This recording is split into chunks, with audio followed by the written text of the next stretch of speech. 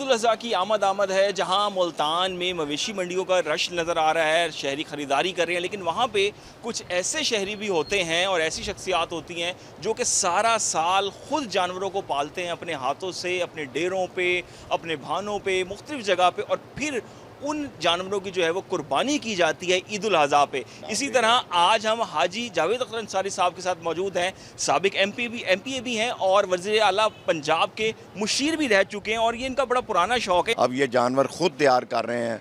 इसके लिए भैंसें रखी हुई हैं, गायें रखी हुई हैं, इनके लिए गंदम रखनी होती है।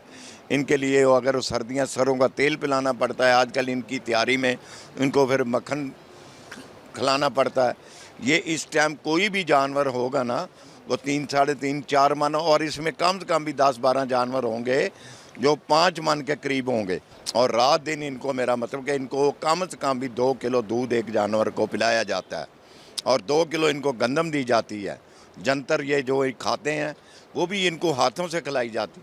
सारा दिन जो हमने बंदे रखे हैं वो इनको खुराक मुहैया करते रहते हैं, तो फिर जाके ये जो जानवर हैं ये तैयार होते हैं। दिखाऊं तो खसूसी तौर पे इनके लिए शेड है, पंखे यहाँ पे लगे हुए हैं। 3-3 मन, 4-4 मन, 4.5 मन के ये पले हुए जो बकरे हैं, अगर हम बात कर लें 5 मन तक भी इसमें जो है वो जानवर मौजूद हैं। तो ख़ास तौर पे जो है वो इनको पाला जाता है। छतरे हों, इस तरह के जानवर हों, जो जितने भी फुटेज इस वक्त आप देख रहे हैं, तो मजमूई तौर पे जो है वो भरपूर अंदाज में बेड़े भी हमने तैयार कर रखे हैं।